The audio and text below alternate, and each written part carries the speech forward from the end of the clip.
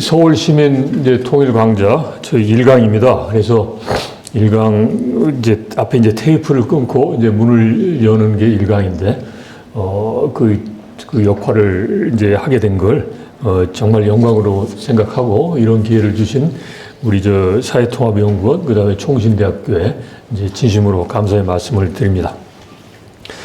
오늘 저에게 주어진 주제는 자유민주적 통일 비전과 과제입니다. 그래서 뭐 자유민주적인 이제 통일이다.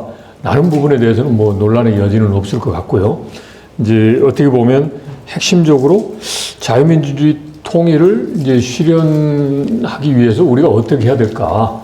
그리고 그런 과정에서 우리가 실제로 해야 될 그런 이제 과제는 뭐냐? 뭐 이런 부분이 이제 중심이 되어야 될 것 같습니다. 그래서 저는 오늘 여러분들께 올해가 이제 분단의 이제 80주년이 되는데 그동안에 그래도 정부에서 나름대로 통일을 위해서 노력을 해왔다라는 거죠. 그리고 그 통일은 뭐 미리 이렇게 뭐 말씀드리지만은 자유민주에 의한 모든 이제 남북한의 주민이 행복한 이제 그러한 이제 그 상태로 만들고자 하는 통일을 위해서 그동안 노력을 해왔다라고 생각합니다. 비록 지금 현재 남북 관계가 어렵지만 그래서 그동안에 해왔던 통일 노력에 대해서 우리가 한번 살펴보면서 평가를 하고 그런 과정에서 뭔가 이게 왜 이제 우리가 원하는 결과가 나오지 않았지 이걸 먼저 살펴보는 게 그 과제를 이제 도출하는데 중요하다 싶습니다. 그래서 이제 제가 오늘 여러분들께 드릴 말씀은 우선적으로 이제 소위 통일이라는 모습이 뭐냐, 예. 이제 일종의 그 동상이몽을 해서는 안 되는 거니까 통일에 대한 이제 모습이 뭘까 이런 부분에 대해서 이제 그리고 왜 우리가 통일을 해야 되지 뭐 이런 부분에 대해서 좀 근본적인 그런 이제 사항부터 짚어보고 난 다음에 그 다음에 이런 상황에서 과연 이게 가능성이 있을까 뭐 그리고 현재 상황을 알아야 되잖아요. 예. 그래야만 이게 가능성이 있다 보니까 영 아니네 뭐 이런 거일 거 아니에요. 그래서 현재 한반도 정세 그리고 그리고 그 다음에 그동안에 우리가 어떤 노력을 했는데 왜 이 정도밖에 성과를 내지 못했지 이런 부분 그런 다음에 이제 통일을 위해서 어떻게 해야 될까 이런 차원의 말씀을 드리겠습니다. 저는 이제 그 개인적으로 말씀을 드리면 제가 89년부터 이제 통일과 관련된 이 분야에서 일을 해왔습니다. 그래서 저의 뭐 표현이 그렇습니다만은 저의 인생을 이제 통일에 이제 다 투자를 했고 이제 조금 더 좀 공익적으로 말씀드리면 헌신해 왔다라고 말씀을 드릴 수 있습니다. 그리고 지금도 공직생활 끝나고 난 뒤에도 지금 이제 젊은 이제 학생들을 대상으로 해서 저의 통일에 관련된 경험 그리고 왜 통일을 해야 되는지 이런 부분에 대해서 이야기를 하고 있습니다. 그리고 또 민간 차원에서 지금 이 자리에 계신 분들도 그렇습니다만 온라인 상에서 보시는 분들도 보면 민간 차원에서 통일과 관련된 여러 가지 다양한 활동을 하십니다. 그래서 저도 통일부에서 공직 경험을 토대로 해서 저의 동료 그다음에 이제 선후배님들하고 같이 해서 이제 민간 차원에서의 통일 그 운동도 하고 있다 이런 말씀을 드립니다. 그런데 왜 제가 통일에 대해서 요새 말로 이제 필이 꽂혀서 했느냐? 솔직히 말씀드려서 통일은 그렇게 썩 그 어떤 경제적 측면에서 보면 이게 그 뭐랄까 좀 이제 선호받을 수 있는 이제 그런 분야는 아닙니다. 그런데 왜 그걸 했느냐? 뭐 참고로 여담으로 말씀드립니다만은 제가 일단은 이제 대학교에서 영문학을 전공을 했고 그리고 시골 출신입니다. 그러면서 이제 행정고시를 했는데 많은 분들이 왜 통일부를 가느냐? 통일부 가봐야 뭐 생기는 것도 없는데 그러면서 이제 소위 뭐 다른 이제 세속적인 그런 욕망을 충족시킬 수 있는 이제 그런 분야로 많이 권유를 했어요. 그리고 실제로 그런 분야로 갈 수도 있고, 예. 그런데 그때 그 당시에 저는 뭐 지금도 후회는 하지 않습니다만은 이제 그것보다는 뭔가 우리 국가와 민족의 미래를 위해서 기여할 수 있는 분야에 일을 했으면 좋겠다. 그리고 뭐 김구 선생님께서 이제 해방된 조국에 내가 무슨 역할을 해도 좋다. 그 해방된 조국의 문지기가 돼도 좋으니까 꼭 해방됐으면 좋겠다. 이제 그런 일념을 가지고 독립운동을 하셨지 않습니까? 그래서 저도 이제 그때 80년대 통일부를 선택하면서 조국이 통일되는 이제 그러한 이제 정말 역사적이고 정말 민족적인 염원을 실현하는 데 있어서 제가 조금이라도 기여를 했으면 좋겠다. 그게 저의 짧은 인생에 있어서 이제 하나의 의미가 될 수도 있겠다라고 해서 과감하게 통일부를 선택했습니다. 예. 그래서 지금도 후회 없이 지금 통일 활동을 하고 있는데 이제 여러모로 통일에 대해서 좀 쉽지만 않은 것 같아요. 그리고 이제 또 하나 말씀드리면, 당신은 그 염원을 이야기하지만, 뭐, 솔직히 말하면, 뭐, 통일과 뭔가 뭐, 이해관계라든지 뭐가 있는 거 아니야? 뭐, 이런 말씀을 하실 수가 있어요. 근데 실은 제가 전혀 그게 아닙니다. 저의 친가나 외가 쪽에서 뭐, 이산가족이신 분이 한 분도 안 계세요. 그리고 뭐, 제가 이제 80년대 대학을 다녔습니다만은, 그때 뭐, 화두가 이제 통일 문제였고, 근데 하여튼 북한하고는 전혀 제가 이해관계가 없다. 오히려 제 아버님하고 그 다음에 제 장인 어르신도 6.25 참전 용사세요. 그래서 제가 통일부에 근무할 때, 뭐라 그럴까요? 그 대북 지원도 하고 그랬거든요, 그게. 이제 그럴 때, 이제 뭐 저희 아버님은 일찍 돌아가셨습니다만은 저희 장인 어르신이 6.25 켈로 부대 출신이신데 하신 말씀이, 아니, 그 빨갱이들한테 그걸 줘봐야 다시 또 우리한테 총칼로, 총탄으로 돌아오는데 왜 주느냐, 그 이야기를 하세요. 그래서 저는 그랬죠. 우리가 전쟁을 통해서 통일하자는 게 아닌데, 그러면 다른 방법으로 통일해야 되는 거 아니냐. 그러면 북한이 어려울 때 우리가 지원을 해서 북한의 주민들이 이제 우리 대한민국을 이제 감사히 여기고, 그러면서 이제 북한 체제가 변화되도록 해야 되는 거 아니냐. 그러면 그때 뭐 그렇지. 그러면서 이제 사이가 하니까 마지못해서 이제 동의하는 뭐 그런 이제 반응도 보이고 그러셨어요. 그러니까 저는 이제 통일에 대해서 그렇게 뭐 직접적 이해관계가 없는데 열심히 해야 되겠다라는 거죠. 그런데 왜 제가 이렇게 통일에 대해서 별로 생긴 것도 없는데 왜 이걸 했느냐라는 걸 이제 오늘 제가 이제 말씀을 드리려고 합니다. 자, 우선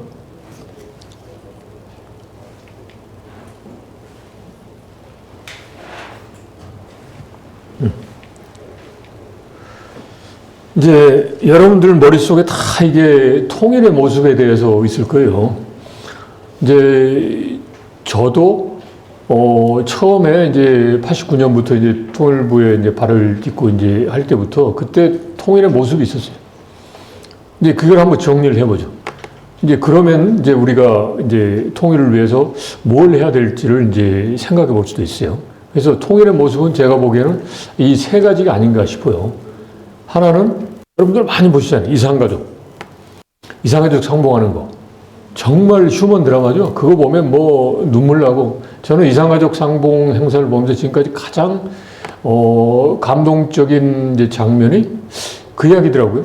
이제 금강산에서 이산가족 상봉 행사 할 때인데 어떤 할머니, 그러니까 말 그대로 그거예요. 그냥 현실이에요. 신혼 막 지나고서 이제 제 아비가 이제 인민군으로 징용돼서 끌려갔어. 그런데 그게 끝이에요. 그런데 이제 신부는 평생을 이제 제 아비가 오는 걸, 이제 남편이 오는 걸 기다리다가 이제 이산가족 상봉 행사에서 운 좋게 이렇게 해서 만났어요.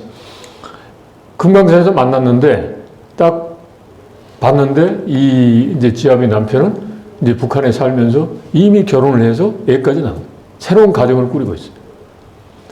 그러니까 이제 할머니가 그걸 알고서 이게 이제, 정말 뭐 기분도 상하고 정말 그 심한 그런 그 배신감과 이런, 뭐 배신감? 모르겠어요. 배신감인지 모르는데 실망감, 낙담 이런 게 있겠죠. 보는 순간 딱 싸늘하게 돌아서 만나지는 않더라고요. 말을 안 해. 그런데 마지막 순간에 2박 3일을 하는데 작별상봉할 때는 나와서 자기 그 지아비를 보내더라고요. 울면서. 근데 정말 인간적인, 정말 그 신부가 여기에, 지아비를 보내놓고 그 70여년의 성상 동안 살아온 거 아니에요. 참 저는 그걸 보고서 이제 제가 이제 남녀 차별하는 거 아닙니다. 보면 야, 제가 이제 남성된 입장에서 보면 이건 좀 반성을 해야 되겠다라는 생각도 들긴 들어요. 근데 정말 그런 구구절절한, 북한의 고향이고 북한에서 그 가족 친지를 만난다라는 것은 기본인 거고, 예.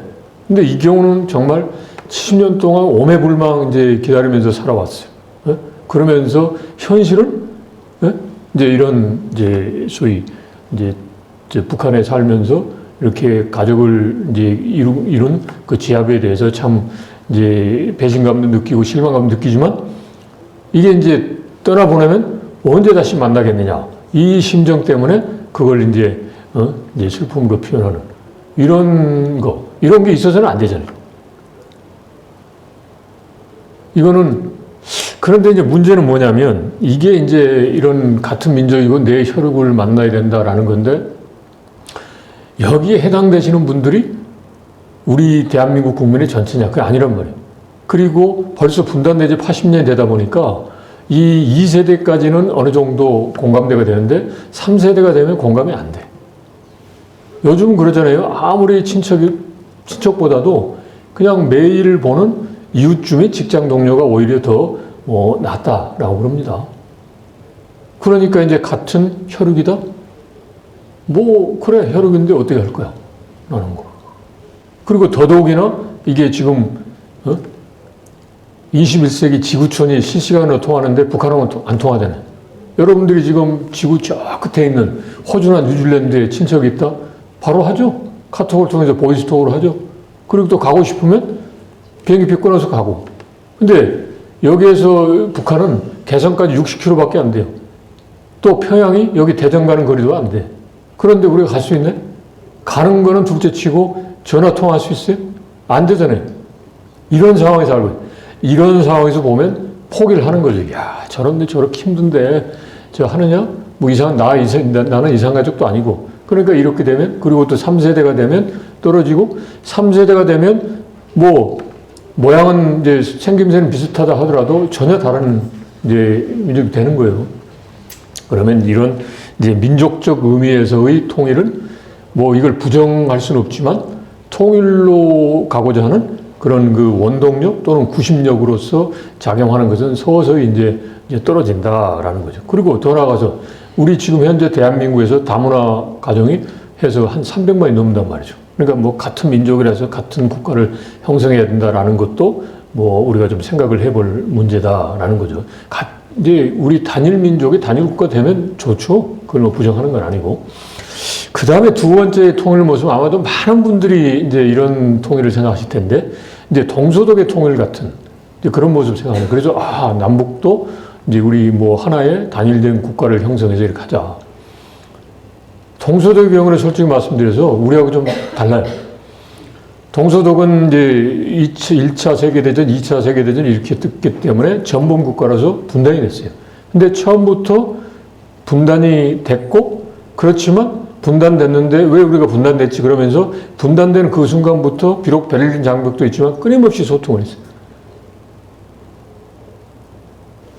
그리고 더 중요한 거는 서독 사람이 동독 사람에 대해서는 적대감이 없어. 저 게으르다 이런 건 있지만, 그리고 동독 사람이 서독 사람한테 적대감이 있는 게 아니라 저 돈 좀 있다고 막 뺀들이처럼 이러는 사람, 그런 게 있지만 적대감 없어요. 그리고 여러분이 아시는 것처럼 메르켈 총리라고 하는 사람은 서독 출신이 한 살 때 목사인 아버님을 따라서 동독으로 가서 생활을 하고 거기서 성장을 해서 통일된 독일의 총리까지 한 사람. 우리하고 같느냐 이거? 안 돼. 우리는 여전히 지금 DMZ가 막혀서 가지도 못해요. 어렵게 연결시킨 경의선, 동해선 다 그냥 북한이 파괴하고 구덩이 파가지고 그냥 장벽만 가로채고 있죠. 이제 서독의 고위층이 베를린 장벽이 무너지기 전에 우리나라에 왔어요. 그러면서 이제 한국이 남북한이 먼저 통일되겠다. 왜냐하면 이제 동서독의 경우는 전범 국가이기 때문에 통일된다는 게 언감생심이요. 근데 남북한은 억울하게 분단됐잖아요. 그런데 이제 정말 세상은 모르는 거예요. 동서독 이제 통일되는 게 동서냉전 구조가 와야 되면서 이제 소련 연방이 무너지고 그 다음에 소위 말해서 고르바초프가 뭐 개혁과 개방을 하면서 모르겠다. 러시아만 잘 살면 되겠다. 그러면서 그냥 뭐 동서독 통일되는 거 그때 이제 서독이 엄청나게 이제 러시아 지원을 해준 거죠. 좋아. 그러면서 아버지 부시 시절에 또 그것도 유럽에서의 여러 가지 역할을 이제 독일한테 맡기고 하면 좋으니까 그냥 해줘. 뭐 대처 수상이나 또 프랑스에 이제 이렇게 막 반대를 해도 기회가 온 걸 잡은 거죠. 동방정책에서 끊임없이 통일의 기회가 오면 내가 해야 되겠다 그런 준비를 하고 있다가. 근데 여기서 보면 이제 동서독은 아닌데 우리는 또 결정적으로 뭐가 있냐면 이제 적대감이 있어요. 6.25 전쟁을 했단 말이에요. 그러니까 저 사람은 나를 죽일 수도 있다. 그러니까 죽일 수 있고 실제로 했단 말이에요. 영화에도 나오지만 그리고 실제로 있어요. 형은 국군, 동생은 인민군, 강제 징집당하니. 그러면서 전쟁에서 이제 서로 이제 죽이고 살리고 있어요. 같은 마을에서도 보면 뭐 낮에는 이러다가 밤에는 이렇고 많은 이야기 하잖아요.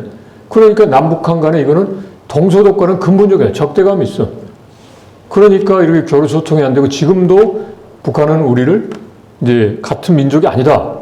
전쟁 중에 있는 적대적인 국가다라고 하잖아요. 이런 상황이에요. 그러니까 이 동서독식의 통일을 본다면 우리도 우리 민족 남북한과도 이런 적대적인 상황이니까 그런 문제도 있고 그 다음에 이제 또 하나가 이제 동서독에게는 운 좋게 고르바초프라고 하는 사람이 이제 러시아만 하면 이제 살면 된다라는 식으로 해서 이제 동서독의 통일에 대해서 이제 반대를 하지 않았고 또 아버지 부시가 또 적극적으로 지원을 해줬고 이런 이제 정말 냉전 구도가 흔들리는 그런 기회의 창이 열렸고 그럴 때 이제 서독이 동방정책을 꾸준히 하면서 그걸 잡아낸 거죠. 이런 기회가 왔어요. 근데 우리가 보면 참 묘하게도 이제 그런 게 느슨해지지 않고 오히려 한반도를 둘러싸고서는 막 강해지는 것 같아요. 요즘 보면 미중 간의 갈등을 포함해서 러시아도 있고. 그래서 이 동서독식의 통일을 생각을 하면 이제 좌절감을 느껴요. 좌절감. 이거 되겠어? 그런데 그러면 할 게 없어 또. 이 국제사회가 좀 미국하고 중국하고 이렇게 막 갈등 관계인데 한국이 어떻게 해서 탁 뭐 이렇게 중재하고 하고는 싶은데 안 되잖아요. 그럼 여기서 좌절감. 평생 이렇게 살아야 되나? 근데 우리가 평생 그냥 살 수 있을 것 같아요? 분단된 상황에서? 살 수가 없어요. 왜? 북한이라는 위협적인 존재가 계속적으로 우리의 삶을 위협을 하고 있어요. 작년에 지금 좀 뜸하지만 대남 오물풍선. 막 지붕으로 떨어지고 차이로 떨어지잖아요. 그게 오물풍선이니까 다행이지 그게 다른 거다 그러면 어떻게 할까요? 그리고 예를 들어서 더 좀 이제 비화를 한다 그러면 지금 이스라엘 하마스 간 그 다음에 러시아 우크라이나 전쟁 이런 식으로 해서 상시적인 분쟁 지역이 된다. 전쟁이 언제든 일어날 수 있다. 그러면 대한민국은 국제사회에서 누가 와서 투자를 하고 누가 관광으로 오느냐. 지금 우크라이나 관광 가는 사람이 있어요? 우크라이나에 투자하러 가는 사람이 있어요? 이스라엘? 옛날에 예루살렘은 우리 그 뭐 성지 순례한다고 해서 많이 갔죠. 지금 가는 사람 있나요? 없어요. 그러니까 이 동서독식에 통일되는 건 나중에 우리도 기회의 창이 열릴 거예요.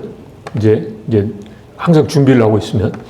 근데 뭐 이런 쪽으로 해서 어려운 거니까 포기하고 그냥 살자 그랬을 경우는 그냥 살 수가 없어. 항상 이 위험 덩어리에서 이제 안고 사는 것 같은 거란 말이죠.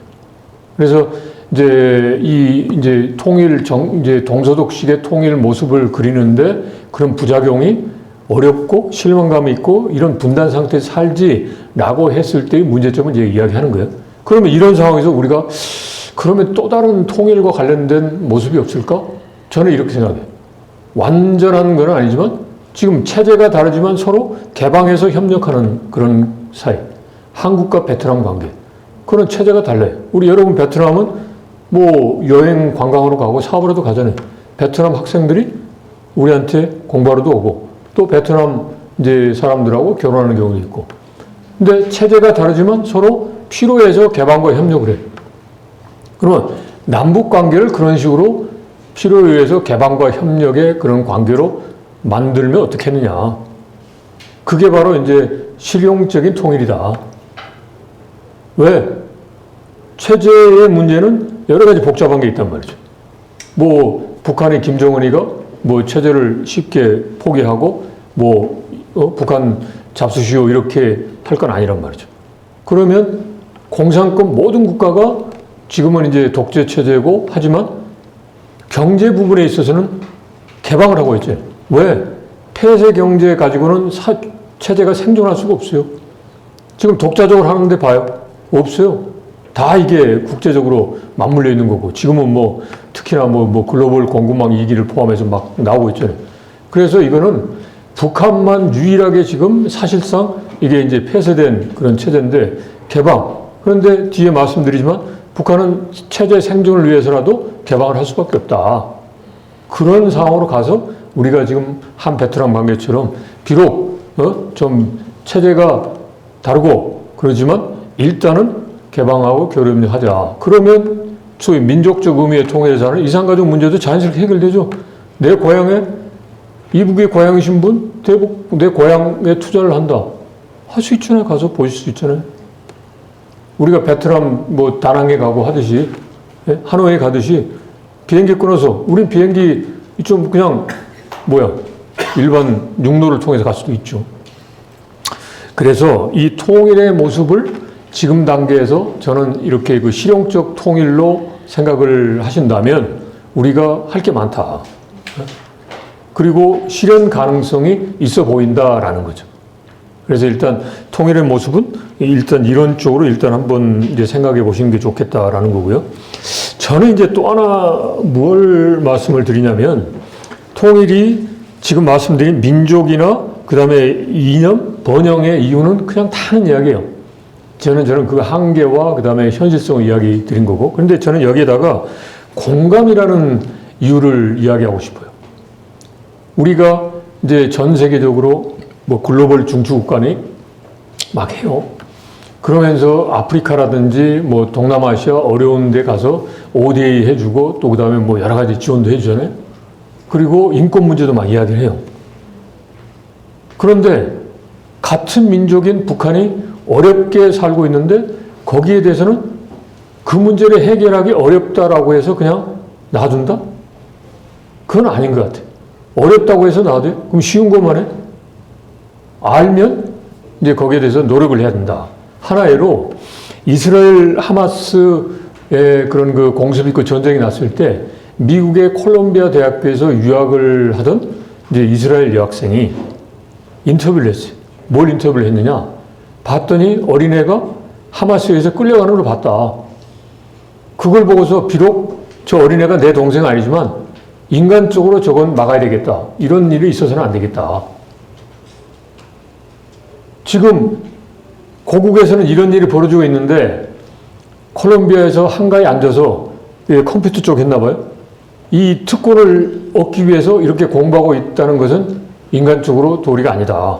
그래서 이 여학생은 과감히 그때 징집령이 내리기 전인데 과감히 그냥 학업을 접고 이스라엘로 갔어. 지금 살았는지 죽었는지 몰라요. 이게 바로 공감이에요. 영어로 confession. 자, 남북한 간에는 정말 아주 극단적으로 이야기를 하면 뭐 이산가족도 있지만 조금만 이게 선조 때 올라오면 같은 민족이 되는 거고 조금 더 다른 쪽으로 이야기하면 여러분들이 운 좋아서 자유 대한민국에서 태어나서 생활하고 있는 거지 아닐 수도 있어요. 여러분들이 해서 저 평양이나 원산이나 신호주나 함흥에서 협동농장이나 어떤 뭐 기업소에서 자기 의지와 관계없이 활동을 하고 있어요. 그럴 수가 있는 거예요. 그러니까 그냥 제3자, 다른 나라가 그냥 뭐 시혜적으로 하는 것과 다르단 말이에요. 우리는 뭐 이산가족 같은 경우는 직접적인 거고 또 탈북민도 마찬가지고 그래서 우리는 보다 특수한 관계이고 그런 관계에서 다른 나라에 대해서 ODA니 뭐 인권이 하면서 우리와 특수관계에 있는 북한 주민들이 열악한 인권상 어렵게 사는데 그걸 가만히 놔둔다? 그거는 제가 보기에는 그 어떤 인간적인 측면이나 그런 도의적 측면이나 또 지성인으로서 그 다음에 세계의 중추국가라고 하는 책임 있는 국가로서 할 거는 아니다. 그래서 예를 들어서 이제 북한이 잘 살거나 뭐 그런다 모르겠지만 열악하게 살고 있는 것은 알잖아요. 그걸 알면서 그대로 놔둔다? 그거는 이제 아니다 싶어요. 그래서 일부 우리 사회에서 보면 통일에 대해서 필요 없습니다. 뭐 왜 통일됩니까? 보통 그러죠. 통일되면 뭐 내가 돈 더 많이 내고 혹시 뭐 내가 피해보지 않을까? 그리고 또 귀찮고. 그런데 역으로 바꿔두고 내가 지금 북한에 살고 있다. 그런 어려움 속에 있다. 과연 그런 주장을 할 수 있을까요? 그리고 또 하나는 통일되면 왜 고통스럽고 손해가 나죠? 통일 비용? 그래요. 비용이 들죠. 보통 우리가 투자고. 그리고 비용이 얼마 들으냐? 모르죠. 제가 현직에 있을 때 이제 비용을 쭉 계산해서 통일 비용은 뭐 어떤 조건으로 하느냐에 천차만별이에요. 모든 사람이 그냥 월수 500만 원 한다고 뭐 엄청나죠. 그렇지만 기초생활수급자 수준으로 한다. 그리고 다 해주는 게 아니라 뭐 일부만 해주고 그 다음에 뭐 5년만 해주다 이렇게 이제 조건을 이제 부여하면 엄청나게 통일 비용이 이제 추산이 돼요. 그러니까 통일 비용이 얼마다라는 것은 저는 의미 없다고 보고 전체적으로 보면 통일 비용을 들이면 거기에 따라서 남북 관계가 통일적으로 가니까 안정적으로 되고 이거는 이제 편익을 창출하는 거예요. 그런데 다만 이제 나는 비용을 내는데 나 때는 이걸 편익을 얻지 못하고 후세가 한다. 여기에서 좀 있는 건데 궁극적으로 도움이 돼. 자, 근데 여기까지 좋은데 그러면 분단되면서 비용은 발생하지 않느냐. 통일 비용은 분명코 투자잖아요. 비록 이제 당장 효과는 안 나오더라도 당장 효과 날 수도 있어요. 그냥 뭐 교육 같은 경우는 바로바로 할 수 있잖아요. 네? 직접적으로 수익을 낼 수 있는 거. 뭐 인프라 투자했을 때 그 비용이 이제 비용이 많이 들어가고 이제 편익이 나중에 온다라는 거지. 자, 그런데 지금 분단된 상황에서 비용이 발생하지 않느냐? 발생하는 거예요. 북한에서 무슨 말이 있으면 갑자기 주가 떨어지죠. 온갖 그다음에 뭐 외국으로부터 뭐 투자 감소하죠. 다 비용이죠. 그리고 이제 정말 북한에서 이런 오물풍선하면 거기에 따라서 여러 가지 뭐 사회적 비용 그리고 가장 중요한 거는 뭐 통일됐다고 해서 뭐 국방 의무가 사라지는 거 아니겠지만 그 젊은 이제 정말 팔팔할 때 이 사람들이 뭐 강제가 아니라 이제 정말 의무로 해서 군 복무하는 거 거기에 따른 사회적 비용 얼마나 많아요. 근데 이 분단 비용은 저축이 안 돼. 계속 사라져버려요. 그러니까 이제 그 밑 빠진 독에 물 붓기 형식이에요. 그렇지만 통일 비용은 밑이 빠진 거 아니에요. 하면 계속 쌓여요. 그러면 어차피 들어가는 비용인데, 예? 그러면 이게 밑 빠진 독으로 계속 소모성으로 하지 말고 이게 투자 개념으로 가자. 통일하자. 그거 80년 동안 했으면 됐지. 계속 앞으로 100년? 이런 식으로 계속 할 거냐. 하자라는 거죠. 그리고 또 하나가 있습니다. 응? 이게 통일 안 돼도 나하고는 통일 관계없다? 관계돼요. 통일은 공공재 성격도 강해요. 자, 여러분들이 항상 상시적인 분쟁 지역인 대한민국 출신이다. 그러면 국제사회가 여러분들을 어떻게 보겠어요? 여러분들이 아무리 엄청난 잠재력과 능력을 갖고 있다고 하더라도 여러분은 그냥 분쟁 국가의 출신 국민이에요. 형편없는 국민이에요. 제가 뭐 굳이 뭐 어느 나라 어떤 사례를 이야기를 뭐 이게 이제 공공으로 나오는 거니까 말씀 못 드리는데 말씀 안 드리더라도 알 거예요. 그 국가의 그런 그 브랜드에 따라서 그 나라 국민이 평가받는단 말이에요. 그러면 통일돼서 분쟁과 전쟁 위험 없이 항상 번영되고 지금 K컬처 있잖아요. 그런 나라의 국민이다 그러면 얼마나 밖에 나가서도 활동하고 대접받을 거예요. 근데 그게 아니고 맨날 언제 전쟁 날지 그런데 되면 그 나라 출신 국민들에 대해서 뭐라고 그럴까요? 그래서 통일에 대해서는 결코 이게 손해날 일이 없다. 그리고 괜히 통일 이제 하면 모 연구기관에서 이제 그 통일에 대해 의식조사를 했더라고요. 그랬더니 통일 찬성하는 비율이 50% 미만으로 떨어졌다. 저는 그거 문제라고 봐. 질문도 그렇지만 통일은 분명히 이득이 되는데 그런 걸 부정하는 사람 없어요. 그런데 통일이 되면 비용, 난 통일 관심 없어. 난 북한에 가서 활동하는 게 아니라 뭐 다른 데 가서 할 거야. 이런 사람들이 통일 어려운데 뭐 통일에 대해 내 통일에 관심 없다라는 거예요. 그게 통일을 해야 됩니까? 라는 부분에 예라고 답하지 않은 이유예요. 근데 나머지를 가지고 이건 통일에 반대한다라고 해석하는 것도 문제지만 저는 또 결정적인 문제는 뭐냐면 우리 국민들이 그냥 남북한 통일되면 우리가 당연히 통일하는 거 아니야? 우리가 주체로? 근거 없는 자신감이요. 누가 그렇게 해준다는 거예요? 엄연히 남북한은 지금 유엔의 별개의 독립국가로 등록이 되어 있어요. 그리고 국제사회가 봤을 때, 아이고, 봤더니 저 대한민국은 통일을 원한 게 50%도 아니에요. 결국 뭐 저기 두 사람 중에 한 명만 통일을 원해. 그러면 누가 그 통일을 그쪽으로 힘을 실어주겠어요? 그 북한이라는 거 예를 들어서 다들 천덕꾸러기다. 요게 그 지역이 별 활용가치가 없다. 그러면 그래. 뭐 우리 안 가질 테니까 너 알아서 해. 그렇지만 그러네? 지정학적으로 보면 북한이 얼마나 한반도가 얼마나 중요한 지역인데. 그런데 그런 걸 생각 안 하고 통일에 관심 없습니다. 저는 이거는 아니라고 봐요. 각성을 해야 된다고 봐요. 우리 국민들이. 통일은 무조건 해야 됩니다. 그리고 우리가 원하는 방향, 평화로운 방향으로 통일을 해야 됩니다. 또 특히나 인간적인 그런 공감을 가지고 통일을 해야 됩니다. 라고 해야 되지 않을까 싶습니다. 자, 요즘 이제 한참 인기 있는 그 AI를 통해서 통일의 의미와 전망을 한번 살펴봤어요.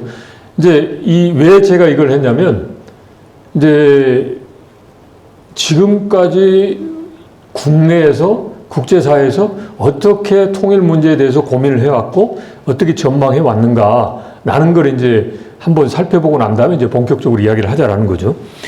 이제 AI 첫 번째 AI를 통해서 해봤더니 통일의 의미와 전망인데 통일은 미래지향적 과정이라고 나왔어요. 그러니까 현재에 이루기가 어렵다라는 걸 이제 전제로 깔고 있는 거예요. 그렇지만 미래지향적 해야 된다라는 거고 주로 이제 의미를 보면 자유롭다, 민주주의다, 뭐 이런 이야기를 해요. 그리고 단일 경제권이다. 그럼 자유롭고 민주주의. 당연하죠.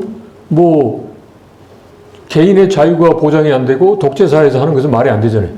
그러니까 과거에 국내에 그다음에 쭉 통일해서 이야기할 때는 자유민주주의, 단일 경제권, 시장경제 이런 방향으로 통일되는 게 이제 뭐 옳고 그르다는 게 아니라 그게 이제 자연스럽구나라는 쪽에 생각이 많았다. 그리고 통일의 전망은 여러 가지 있지만 신중한 접근이 필요하다라는. 신중하게. 그러니까 여러 가지 변수가 있으니까 이제 잘 살펴가면서 해야 된다라는 거예요. 그리고 이제 또 하나 이제 AI GPT한테 물어봤더니 여기서 하는 것은 통일에 대해서 뭐 여러 가지 뭐 통합하는 건 이야기했는데 기회도 있고 그다음에 위험 요소도 있구나. 통일이 될 수도 있다. 그리고 위험 요소도 있구나. 그러니까 상황에 따라서 통일이 이렇게 가능하냐 불가능하냐 이럴 수도 있다. 그러니까 양면성이 있다라는 거죠. 네. 그러면서 하는 게 일종의 뭐냐면 국제사회와의 협력이 필요하다 이런 이야기를 하고 있어요. 아니죠. 그래서 이게 통일이라는 것은 남과 북이 해야 되겠지만 국제사회도 협력이 필요하구나. 분단 자체가 국제사회의 그런 그 힘의 구도화에서 나온 거니까.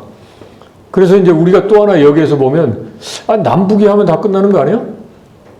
뭐 그러면 그런 거.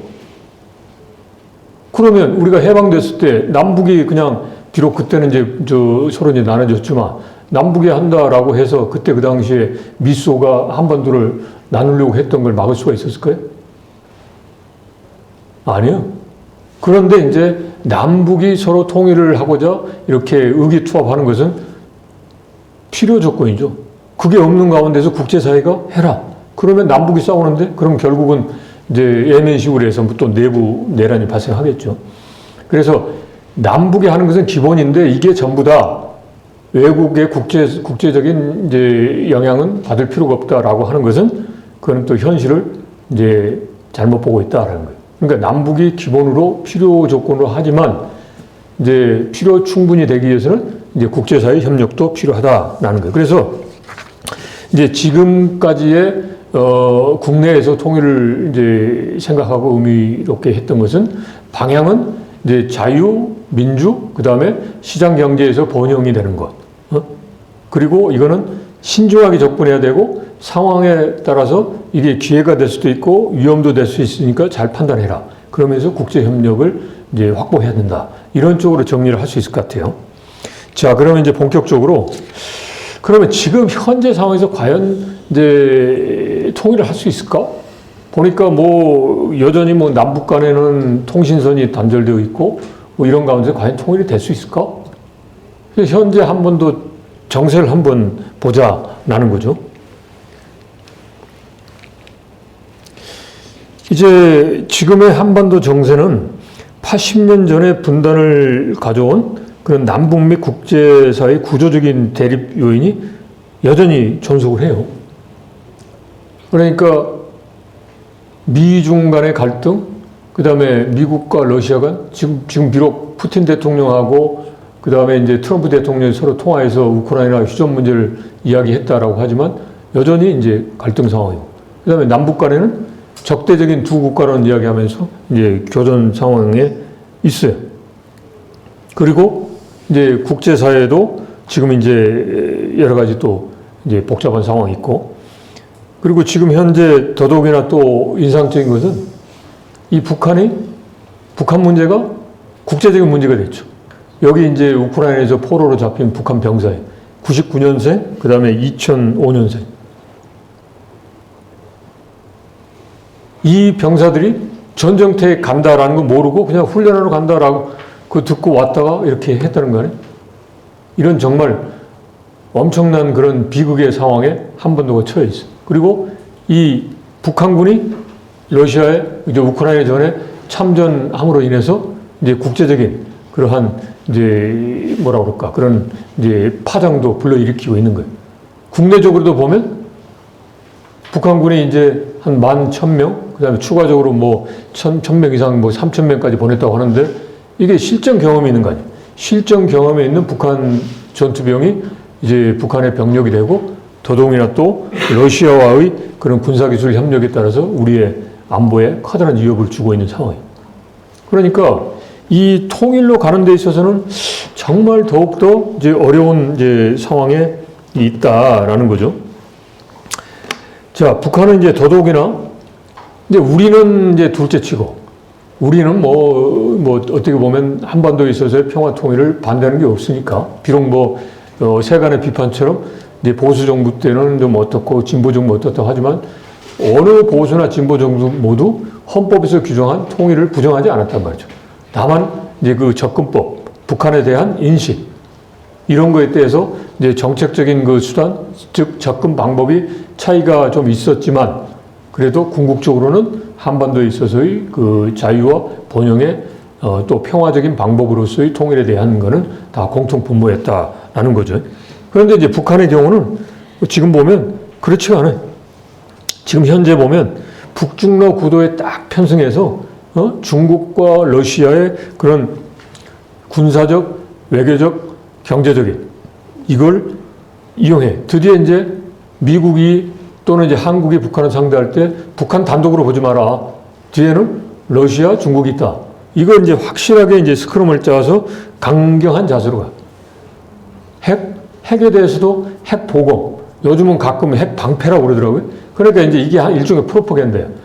미국이나 우리가 북한을 핵으로 공격을 하려고 하니까 자기들은 핵 방패를 써서 방패라는 거예요. 그리고 여차하면 자기들의 자주권이 침해되면 공격하겠다. 실제로 위협도 하고. 참 보면 그게 프로파간다 잘하죠. 그죠? 정말 우리도 그렇고 미국도 그렇고 정말 북한의 체제를 이제 존중한다. 위협하지 않겠다라고 하는데 끊임없이 위협한다라고 하면서 핵무기를 개발을 해. 그러면서 이제 어떤 상황이 있느냐? 2017년에 이제 핵무기를 개발하고 난 다음에 이제 국제사회에 뻐끔하게 나오죠. 우리 한국을 통해서. 비핵화라는 이제 카드를 가지고 나와서 이제 일단 아까 말씀드린 대로 북한도 경제가 성장을 해야 돼. 그래서 경제 성장을 위한 제재를 위안시키기 위해서 나와요. 그게 2018년에 나온 거죠. 자, 여기서 이제 제가 잠시 말씀드리는데, 대북 제재가 본격적으로 된 거는 2016년이에요. 북한이 사실상 핵을 개발하고 난 다음에. 그 전에 대북 제재는 2006년에 북한이 1차 핵실험을 했을 때 제재를 했는데, 핵과 미사일을 개발하지 못하도록 그 제재예요. 근데 이미 핵 미사일 개발했는데 그거 하면 아무 의미가 없잖아요. 그러니까 2016년부터 민생과 관련된 북한의 주요 수입원, 그 다음에 북한이 이제 뭐 사치품이라든지 북한 이제 시스템에 돌아가는 데 필요로 한 에너지에 대한 이제 제재를 가해요. 완전 봉쇄는 아니지만. 그러니까 그게 얼마나 효과가 있냐면 2016년에 북중 간에 이제 특히 이제 그 수출만 보면 한 30억 불 됐는데 이게 제재가 되니까 2022년 기준으로 보면 그게 10분의 1로 줄어요. 그러니까 하나의 그게 이제 단편 현정이 되는데 빵을 10개를 가지고 있다 한 개만 가지고 이제 먹고 살아야 되는 형국이. 그러니까 제재가 뭐 일부에서는 제재가 그 별 의미가 없다. 뭐 중국과 러시아가 뒷배 역할을 하니까 뭐 의미가 없다 그러는데 아닌 거예요. 그러니까 최근에 이제 중국 그 해상에서 북한 선박이 충돌해서 중국 배하고 충돌해서 이제 뭐 20명인가 죽었다라고 하잖아요. 그게. 자, 이게 제재가 있으니까 몰래 숨어서 그 배가 가는데 그 위치를 알리는 장치를 끄고 가다가 충돌한 거예요. 제재가 있으니까. 비록 중국이 뒷배 역할을 하더라도 그게 제재 없으면 왜 그거 위치 추적하는 거 끄겠어요?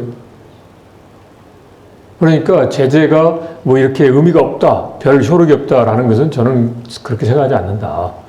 그게 제재. 그러니까 북한도 그래서 이제 제재를 해제하기 위해서 나와요. 그런데 잘 아시는 것처럼 이제 소위 이제 미국 간의 핵 문제와 관련돼서 협상이 잘 안 되죠. 그러면서 이제 깨져버리고 그 다음에 미국으로 가기 위해서 남북 간의 정상회담을 3번을 하면서 뭐 여러 가지 이야기를 했지만 미국 간에 안 되니까 그 뒤부터는 그냥 적대 관계다 그러면서 개성에 있는 남북 공동 연락사무소를 공개적으로 폭파를 해버리고 지금은 뭐 적대적인 두 국가론으로까지 가버린 거예요. 그러니까 북한이 이렇게 강한 입장을 이제 가지고 있다라는 거예요. 그런데 다만 이제 우리가 한번 뭔가 이제 조그맣게 기회창이 있을까? 북한을 어떻게 움직여 볼 수 있을까라는 부분은 아마도 지금 북한이 경제에 대해서 이제 집중적으로 이야기를 하고 있어요. 그래서 최근에 보면 이제 작년에 김정은이 이제 뭘 했냐면 지방발전 20승 10정책 20개의 매년 20개의 지방을 이제 그 일종의 뭐 식료품 공장 그다음에 뭐 의료 공장 그다음에 또 뭐 문화센터 이런 식으로 만들어서 또 양곡관리소 이렇게 해서 이걸 이제 지역 단위에서 자체적으로 이제 일상적인 생활이 될 수 있도록 하는 그거죠. 이제 지방 발전을 이제 잘한다. 평양만 발전을 시키지 말고 그걸 이제 매년 20개 지방을 선정해서 10개씩 한다. 이렇게 해서 하고 있어요. 본격적으로. 그전에는 이제 뭐 북한 전역에 22개 경제개발구를 지정해서 하고 그러니까 여전히 또 그리고 최근에 보면 평양의 현대식 종합병원을 이제 그 개발을 했고 그리고 이제 올해 10월에 이제 그 가동될 수 있도록 노력하겠다고 하고 있고 그 다음에 원산에 이제 그 원산 갈마 해안 그 관광단지를 만들어서 이게 객실 수만 하더라도 이제 2만 개라는 거예요. 그래서 이걸 6월부터는 본격적으로 가동하겠다. 이런 식으로 하고 있어요. 그러니까 즉, 경제에 대해서 뭔가 이걸 이제 성장을 시켜야 되겠다라는 움직임도 가지고 있는. 그러니까 이제 북한은 이거죠. 한 손에는 핵무기, 한 손에는 경제 개발이라는 걸 가지고 있어요. 두 개를 다 이제 확보를 해야 되겠다라고 생각하는 거죠. 그런데 불가능하죠. 이 핵무기 때문에 제재가 이루어졌고, 그러면 당연히 오른손에 들고자 하는 경제 성장은 할 수가 없는 거예요. 이게 뭐 학자들은 안보 딜레마라고 하죠. 근데 김정은도 이제 알 거예요. 넣지 않아서 그렇지. 그거는 2018년, 19년에 비록 이제 비핵화 협상 자체가 성과를 내지 못했지만 아니까 핵 문제를 가지고 나왔다는 거지. 핵 문제가 아니고 다른 걸로 할 수 없다라는 거 아닐까. 지금은 뭐 핵 보유 국가로서 전략적 지위를 보장해 달라고 그러지만 이제 북한도 바보가 아닌 이상 그거 자체가 어렵다라는 것을 알겠다라는 거죠. 그래서 비록 북한과의 그런 관계에 있어서 문이 닫혔다라지만 아니다. 아까 기회이자 위험 요소가 있는 거예요. 자, 그러면 이런 경제라고 하는 그 분야에서 북한이 변화할 수 있는 그 여지는 얼마 정도 될까? 네. 그러면 김정은의 이제 정권의 통치 성적을 보자라는 거죠. 이제 결론적으로 말하면 군사에 있어서는 탁월하지만 경제는 저조하다. 그러니까 이제 한 손에 들고 있는 그 핵무기는 이미 가졌어. 그러면서 계속 증대시켜요. 그렇지만 이제 경제는 이제 완전히 이제 바닥을 치고 있다라고 보는 거죠. 그게 아까 제가 말씀드린 대북 제재, 본격적인 제재 이전과 이후를 비교했듯이 이제 거기에서 여실히 드러나는 거예요. 네. 그리고 지금 현재 보면 이제 우크라이나 전쟁이 있으니까 특수다. 뭐 그런 이야기도 해요. 뭐 대북 소식통 이야기 들어보면 북한에서 사실상 제재 때 많은 심각하게 이제 북한이 어려움을 겪은 분야 중에 하나가 군수물자예요. 그전에는 미사일 같은 거 군수물자 중동이나 뭐 아프리카 이렇게 막 판매를 했어요. 뭐 석탄만 보내는 게 아니라. 그런데 이제 제재가 되면서 그런 게 다 끊기는 거죠. 그러니까 재고품이 막 쌓이는데 이번에 우크라이나 하면서 보냈어요. 그러다가 지금은 재고품이 바닥이 나고 소위 그 북한의 군수공장에서 계속 그걸 만들어낸다라는 거 아니에요?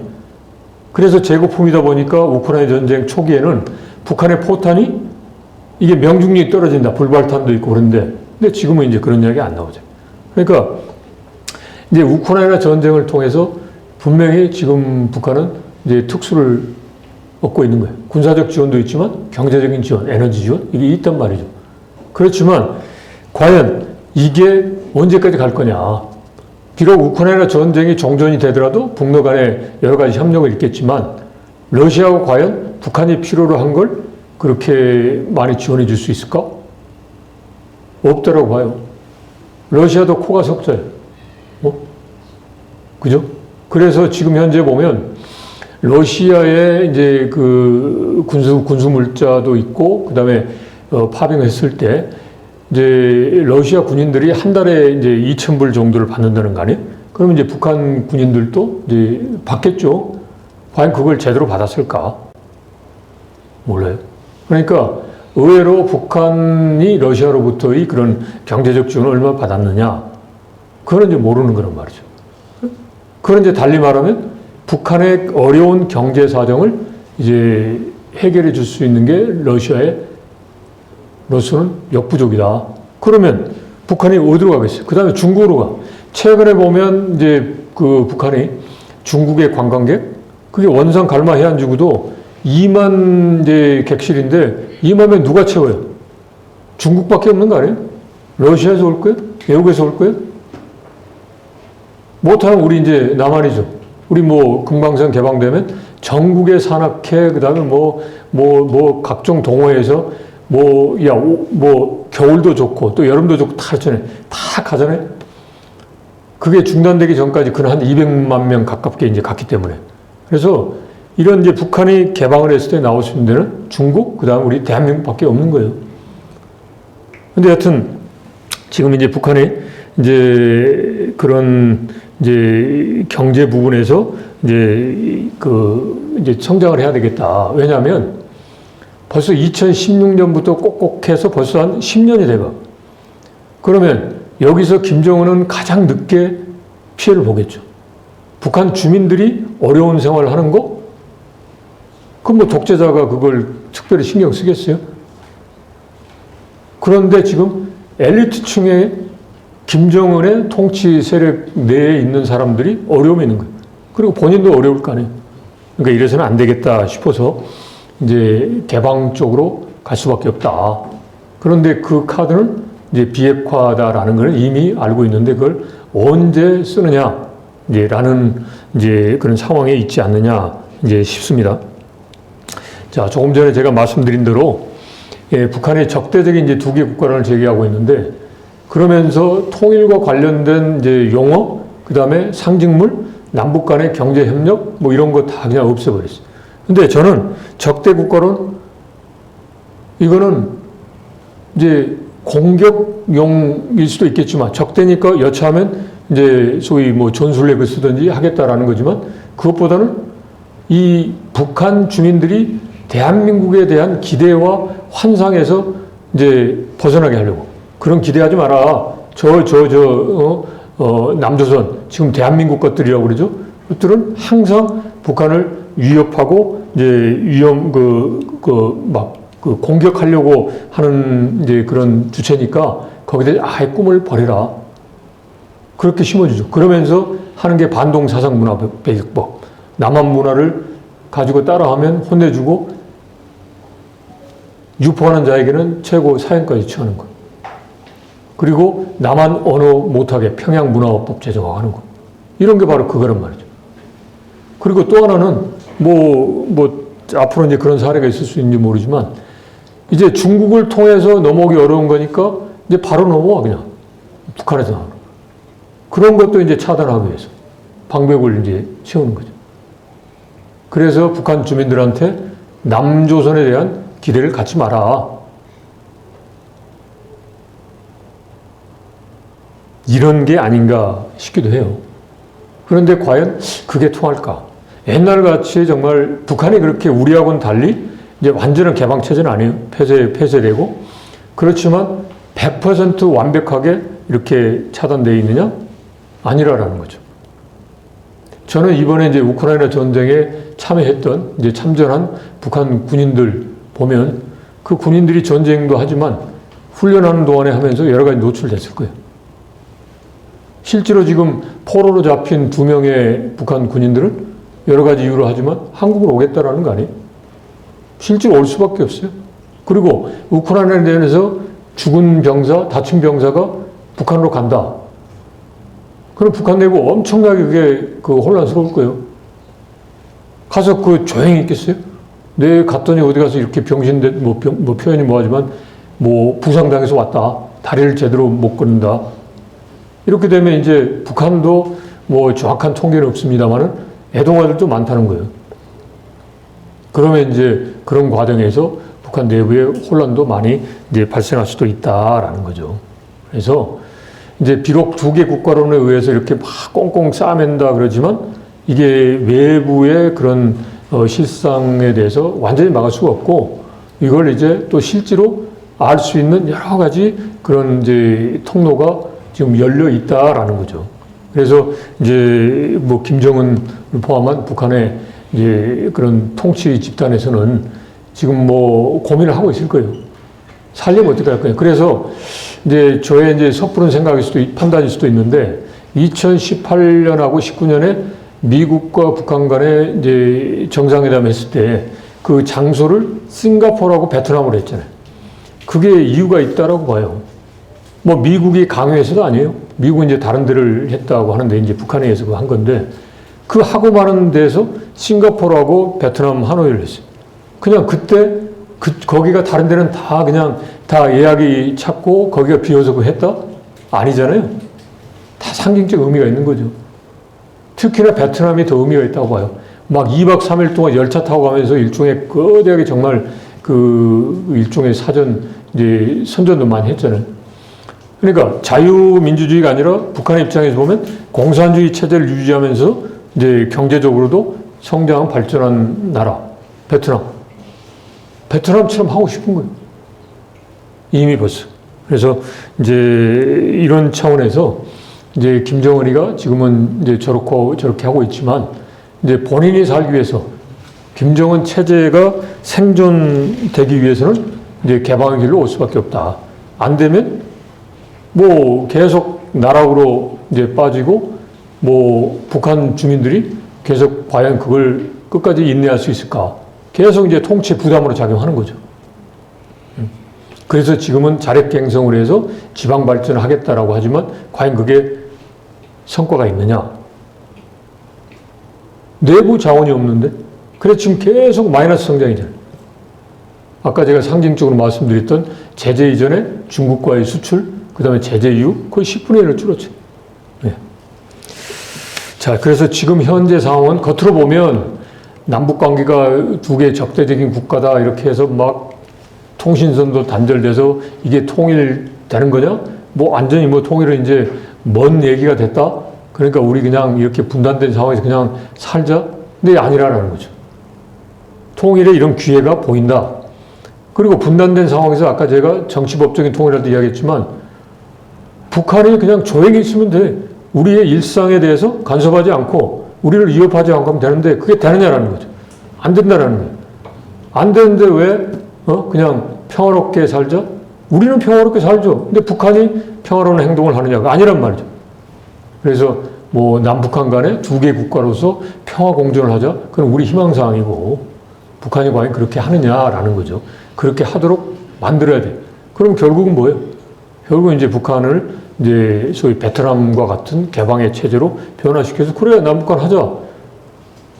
이걸 먼저 이루어야 된다라는 거죠. 자, 그러면 역대 이제 우리 정부가 어떻게 통일 노력을 했을까? 이제 이런 이제 통일을 해야 되고 해야 된다라는까지는 좀 뭐 어느 정도 공감하셨을 것 같아요. 그러면 어떤 식으로 어떤 접근을 택해야 되느냐라는 게 이제 중요한데 그걸 기존에 했던 거 이거는 우리가 80년 동안 통일 노력을 했어요. 그게 그냥 한 게 아니에요. 나름대로 성과가 있다라고 봐요. 응? 자, 우리의 통일 방안은 민족 공동체 통일 방안이에요. 그게 뭐 여러 가지가 있지만 이제 단계별 1단계 화해협력, 2단계 남북연합, 3단계 통일국가 단계. 근데 저는 이거는 뭐 전혀 이론의 여지가 없어요. 이렇게 하지. 서로 적대적으로 싸웠으니까 화해협력하고 그 다음에 체제를 존중한 상태에서 남북연합하고 그 다음에 서로 통일된 뭐 의회 통일정부 구성해서 이렇게 하는 거고 이거 뭐 이게 문제될 거 없어요.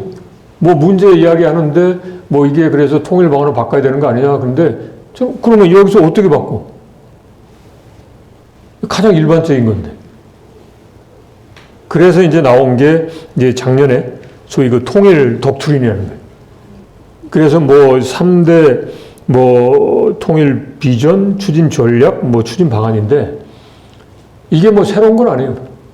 그런데 여기에서 특징적인 것은 그동안의 남북 관계나 남북 대화에서 공개적으로 이야기하지 않았던 이제 단어를 공개적으로 썼다는 거예요.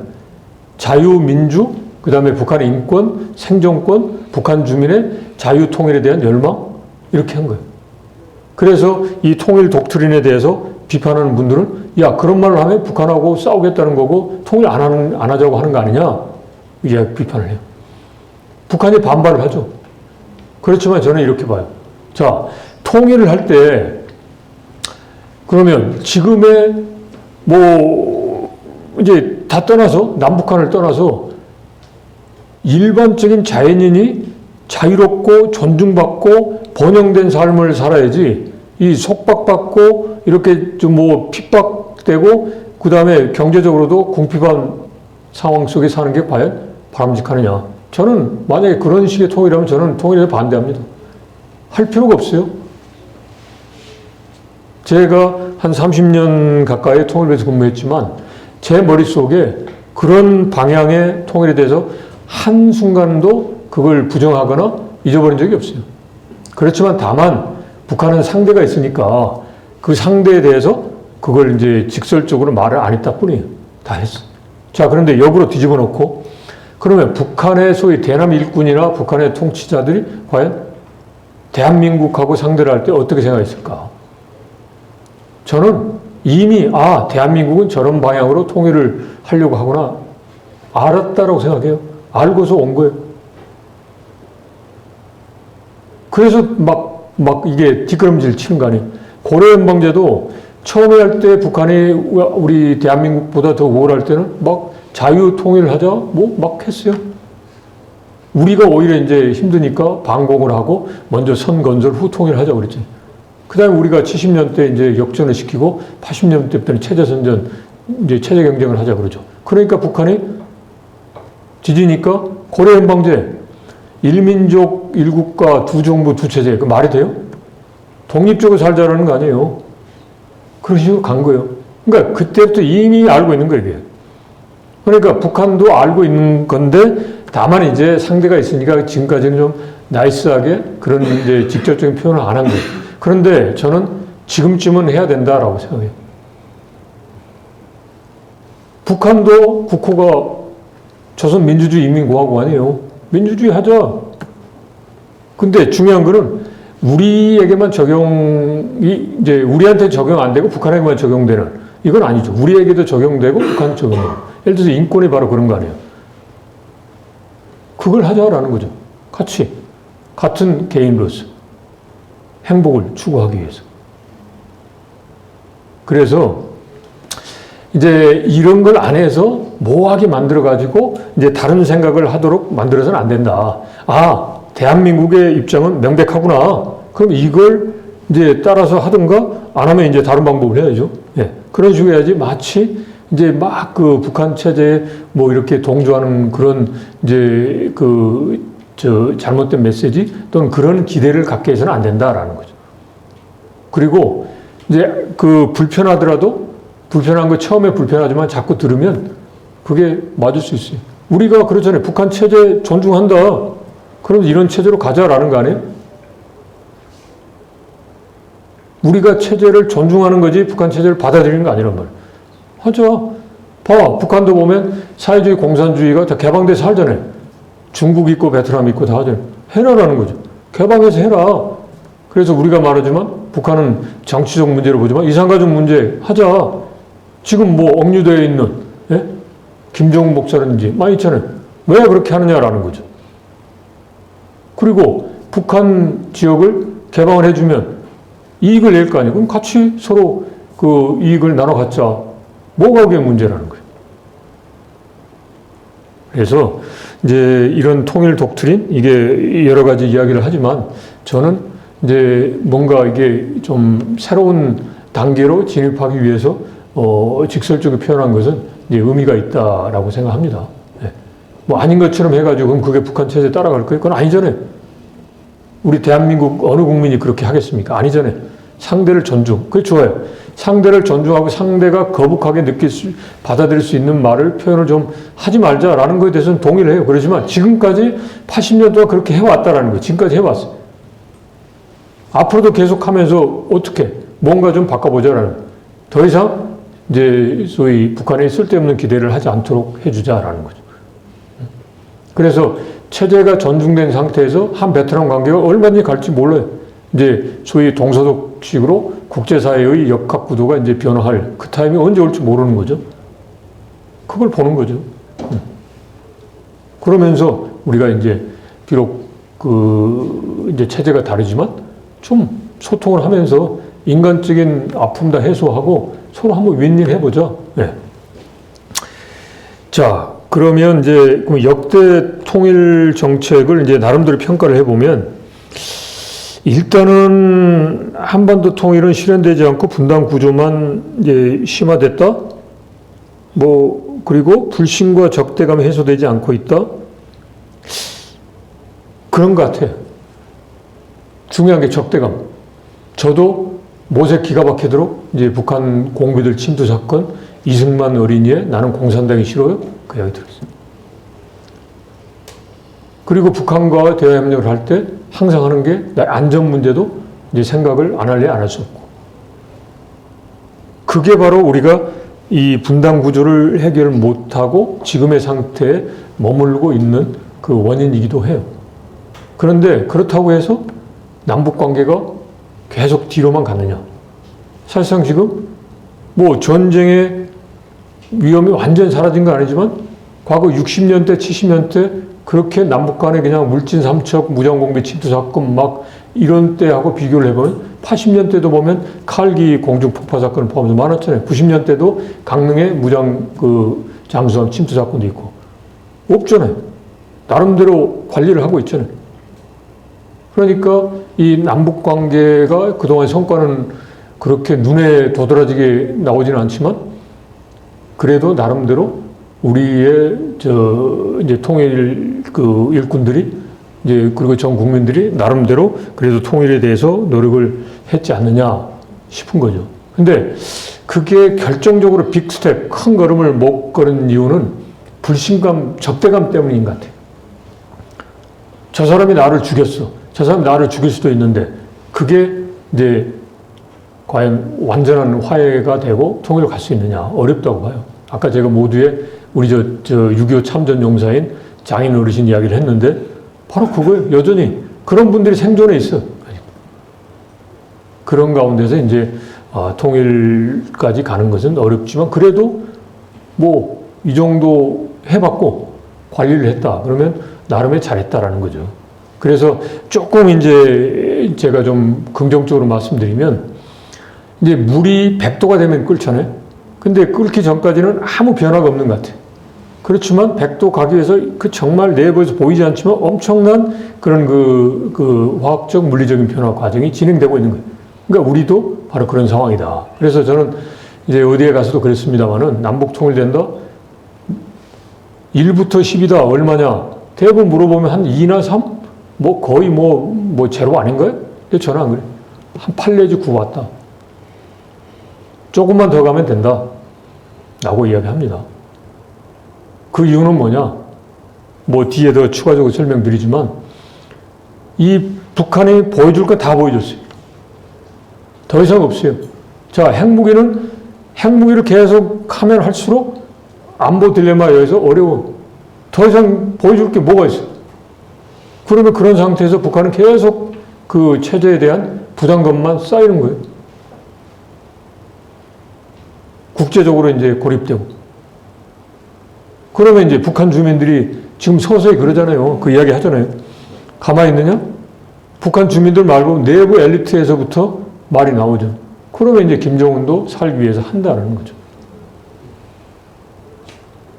이거는 그럴 수밖에. 그걸 안 하면 이제 내부에서 이제 그런 이제 혼돈이 발생하기 때문에 이제 김정은이 이제 그렇게 할 수밖에 없다. 저는 이미 2018년 이제 17년까지 핵무기를 개발했고 18년부터는 그 길로 이제 김정은이 턴을 했다라고 이제 생각을 합니다.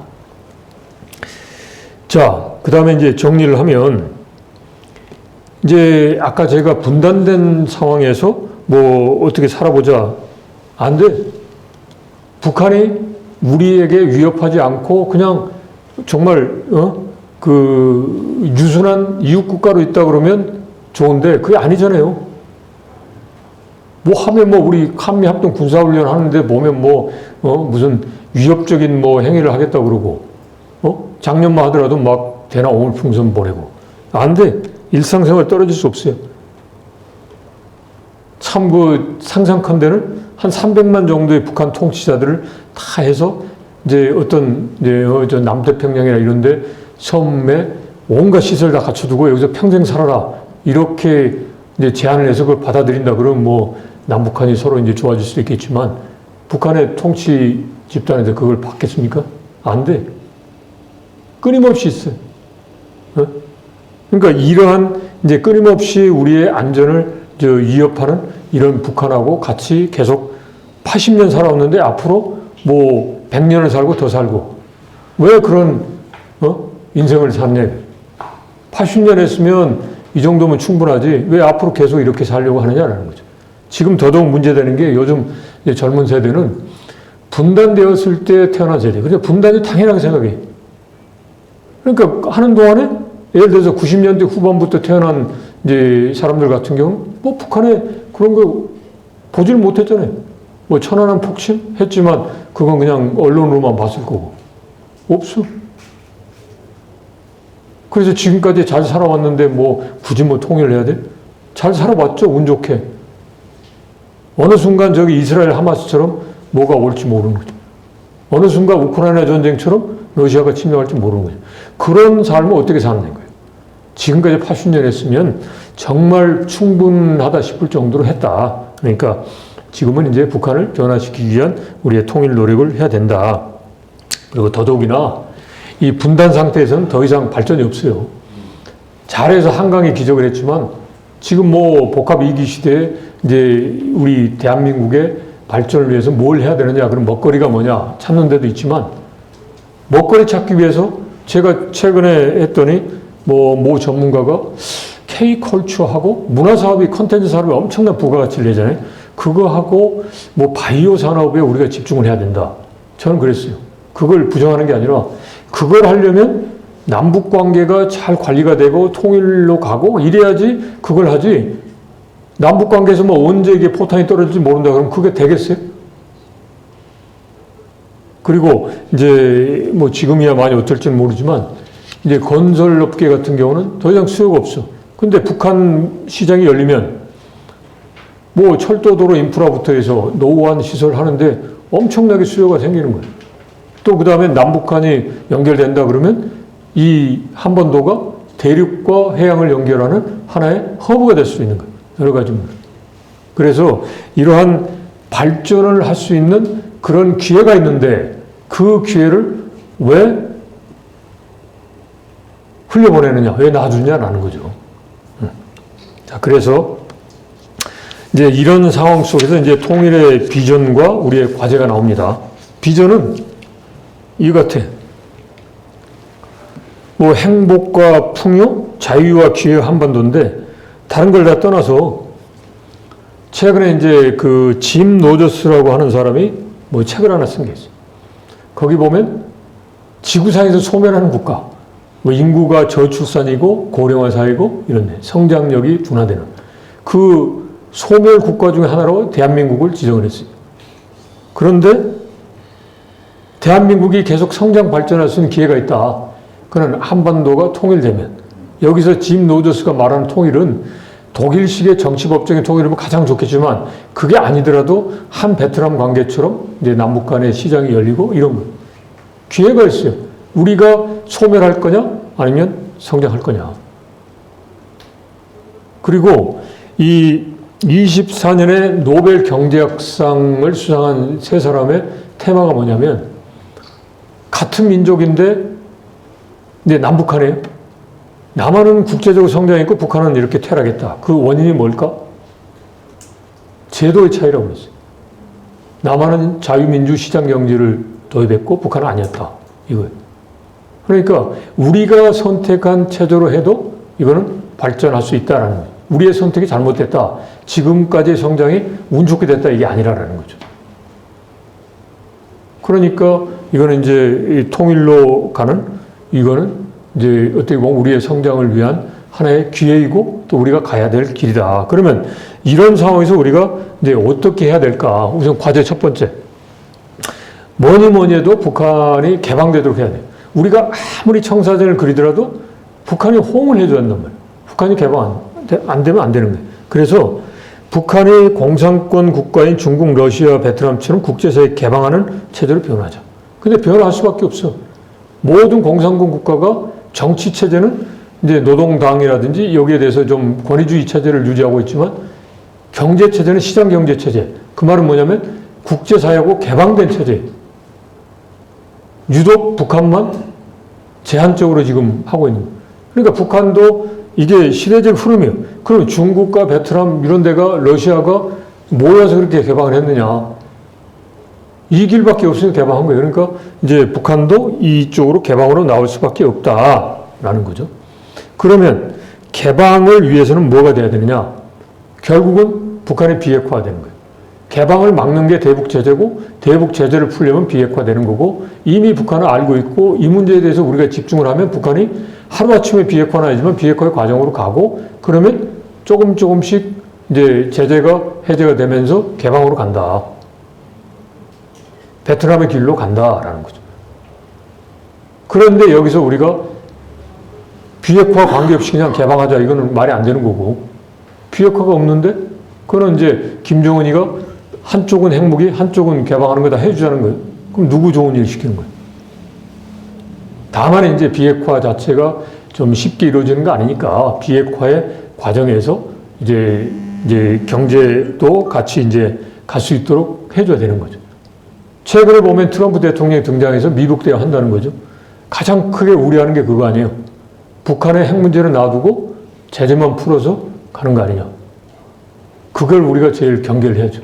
그런데 여전히 미국에서는 북한의 비핵화는 여전히 목표다라고 하니까 너무 우리가 과도하게 우려를 할 필요는 없을 것 같아요. 근데 다만 이제 김정은의 임기가 없어. 끝까지가. 근데 트럼프 대통령이 임기가 있으니까 촥 추진하다가 갑자기 정권이 바뀐다 그러면 이게 또 집중력이 떨어지는 거예요. 그래서 하여튼 비핵화라고 하는 걸 지금 우리나 국제사회가 다 포기한 거 아니니까 그걸 가면서 그걸 이제 북한이 이제 개방으로 나올 수 있도록 유도하는 그런 노력이 필요하고, 그리고 이게 전혀 불가능한 건 아니다. 이미 지금 우리도 어려운 상황이지만 지금 이제 그 미북 간의 그런 대화를 지금 뭐 우크라이나 전이나 중동 전 때문에 이제 안 하고 있지만 뭐 트럼프 대통령 계속 이야기 하잖아요. 북한과 김정은과 사이가 좋다 하겠다. 보니까 동해안이 아주 좋은데 거기에 콘도 많이 지으면 좋겠네. 뭐 이런 거. 개방으로 가자는 거죠. 근데 비핵화는 전혀 논외로 치고 한다 그러면 그거는 이제 우리한테 재앙이지만 그걸 한다 그러면 충분히 북한을 개방 길로 갈 수 있는 거다라는 거죠. 그 다음에 이제 두 번째가 이제 중요한 건데, 이제 그 북한 당국과 북한 주민이고, 그 다음에 또 하나가 중요한 게 변화는 북한 스스로 가는 거예요. 근데 지금까지 우리가 하면 무조건 따라와. 전형적인 게 맏형 논리 아니에요. 맏형이 다 도와줄 테니까 그냥 따라와. 근데 따라왔나요? 그건 아니에요. 그러니까 북한 스스로가 변화해야 된다라는 거고, 그런데 이제 북한이 변화하기 위해서는 주체가 두 개죠. 북한 당국하고 북한의 주민이 있는데, 북한 당국은 제 판단은 끝까지 변하지 않아요. 자기 기득권을 놓지 않아요. 그러면 결국 북한 주민이 변화해야 된다. 그러니까 북한의 지금 정권을 무너뜨린다라는 게 아니라, 동서독의 경우에 동독의 주민도 처음에 할 때 동독의 당국을 무너뜨린다는 게 아니에요. 동독의 당국도 고르바초프처럼 개혁개방해라 이렇게 주장하는 거예요. 개혁개방을 해라 하고 하다가 그게 이제 막 이렇게 에스컬레이트 돼서 이제 통일까지 갔죠. 베를린 장벽 무너지면서 바로 통일된 거 아니에요? 동서독 통일된 거 아니에요? 동독 당국이 여전히 통일의 생각은 없었고, 이제 동독 주민들이 뭐 통일을 원한다면 하겠다라는 식으로 한 태포를 죽였죠. 그러면서 동독 주민들이 아마도 반대하겠지라는 기대를 했겠죠. 그런데 뭐 통일 쪽으로 갔죠.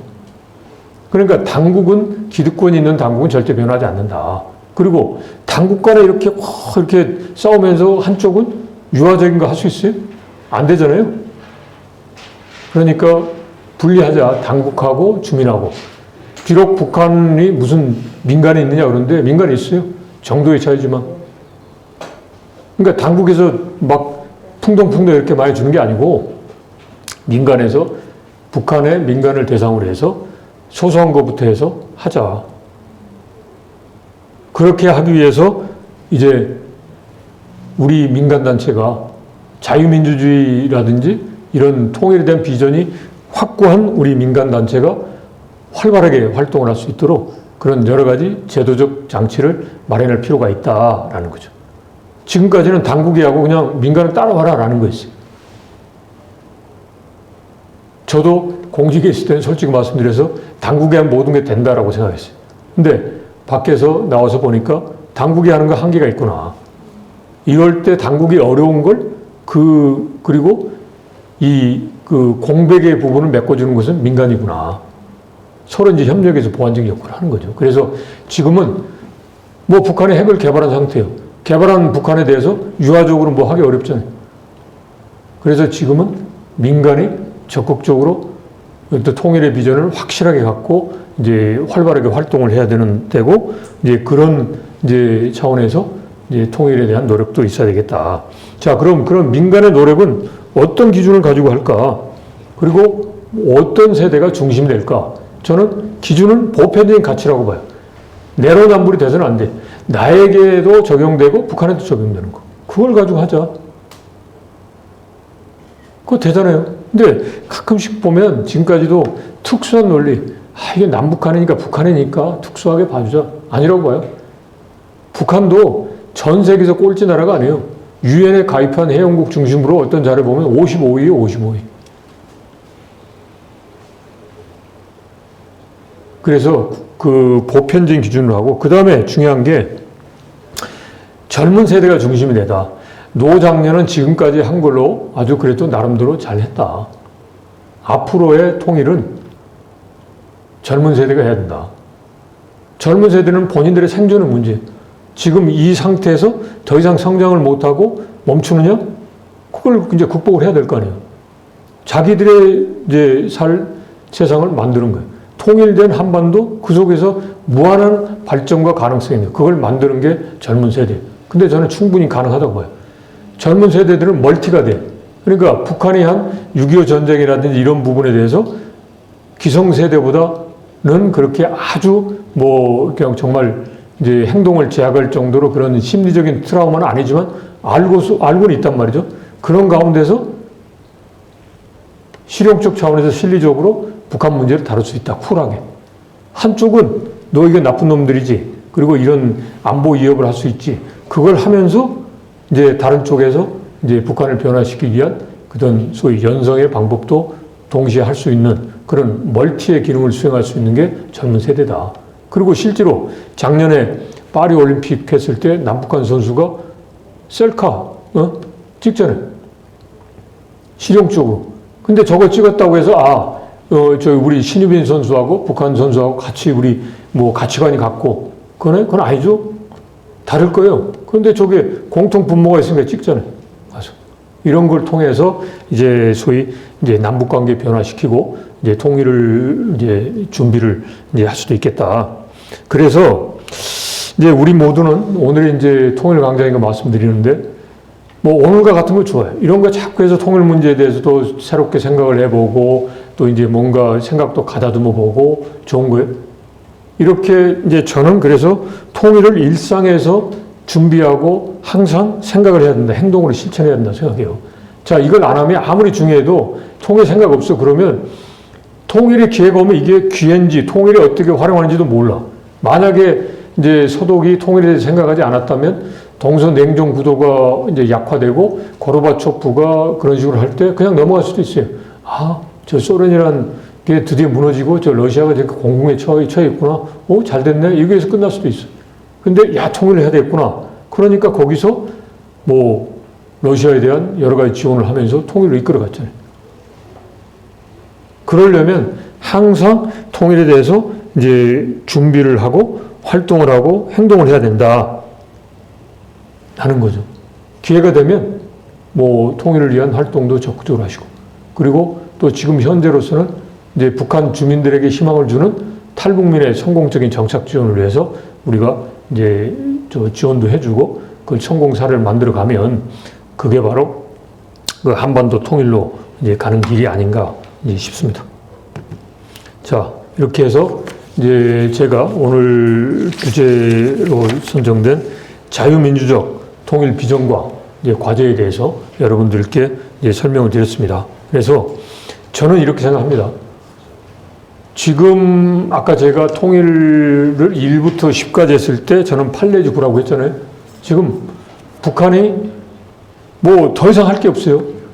그리고 체제 생존을 위해서 유일한 거는 개방밖에 없다. 지금 개방을 하지 않으면 북한은 이제 더 이상 뭐 아주 극단적으로 말하면 성장할 수가 없어요. 왜? 북한 주민들이 아무리 이제 북한 당국의 통제를 한다? 통제를 한다는 것 자체가 역설적으로 어렵다라는 거예요. 자, 반동 사상 문화 배개법? 외국의 문문을 하는데 그걸 법으로까지 규정해서 처벌할 정도? 그 정도 심각한 상황으로 갔다라는 거죠. 그래서 하여튼 이제 그런 통일로 가는 게 먼 미래가 아니고 이게 분명히 지금 우리 앞에 와 있다라는 거죠. 이런 상황에서 이제 더더욱이나 국제 정서가 저는 제가 보기에 유리하다고 봐요. 복합이기 시대. 옛날과 같은 냉전 구도화에서는 확실하게 자유주의냐 공산주의냐 하니까 이걸 넘을 수가 없어요. 넘사벽이에요. 근데 지금은 그 이념이 아닌 경제적인 부분에서 막 왔다 갔다 하잖아요. 그리고 지금 미국이나 중국이나 러시아나가 다 한반도에 있어서의 그런 안정적인 그런 경제적인 부의 가치를 창출할 수 있는 환경에 대해서 부정을 안 해요. 긍정해요. 하고 싶어 해요. 그러니까 하여튼 북한의 비핵화의 그런 이제 과정에 이제 나오면서 개방으로 간다 그러면 남북 관계가 한 베트남 관계처럼 충분히 변화할 수 있고 그게 바로 이제 한반도의 평화 통일로 가는 그런 이제 그 과정을 조금은 더 이제 좀 이제 단축시킬 수 있고 이제 조금 더 이제 한 걸음 나간 이제 그런 상황이 되지 않을까 싶습니다. 아무쪼록 오늘 저 첫 강의에 이제 저를 불러주셔서 감사하게 생각을 하고 이제 정말 20년, 한 세기 이내에 분단 100년이 되기 전에 이제 우리 그 자유민주에 의한 이제 한반도에 있어서의 통일은 온다라는 그런 확신과 그런 목표 의식을 가지고 예, 함께 정진했으면 좋겠다 이런 말씀을 드립니다. 제 강의를 들어주셔서 예, 고맙습니다.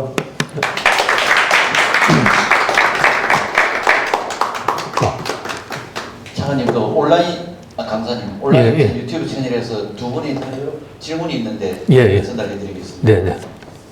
먼저 한 분께서는 질문을 3가지를 주셨고 또 한 분은 의견을 주셨습니다.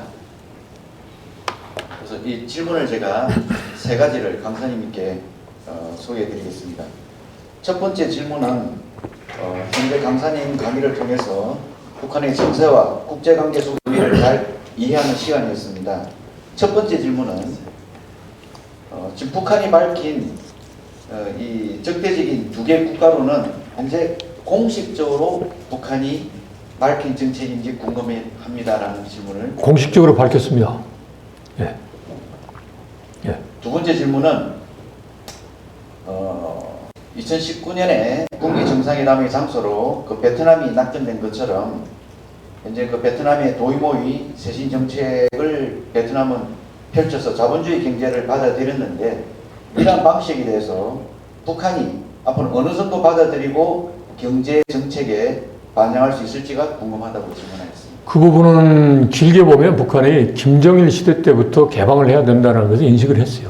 84년에 이제 합병법 있고 그다음에 낮은 선봉에 특구 만들고 그럴 때부터. 그런데 이제 문제는 북한은 과도하게 경계를 해. 그래서 뭐 학자들이 표현을 하죠. 모기장식 개혁 개방이다. 모기로 생각하는 거예요. 해충이라고 생각하는 거예요. 그러니까 이제 자꾸 제한적으로 하고 국제사회가 그걸 모르나요? 알지? 그러니까 안 되는 거예요. 근데 이제 베트남처럼 이제 이게 개방을 하면 이게 모기가 아니라 유익한 거다라고 생각하면 개방을 할 수 있죠. 그래서 이런 쪽으로 북한이 좀 의식의 전환이 필요한데 이제 아쉽게도 그게 안 된 상황인데 지금은 이제 제가 말씀드리는 게 체제 생존을 위해서 생존을 해서 개방을 안 하면 이제 자기들이 이제 소위 체제 생존을 할 수 없다라는 이제 측면에서 개방의 길로 이제 갈 수밖에 없다라는 거죠.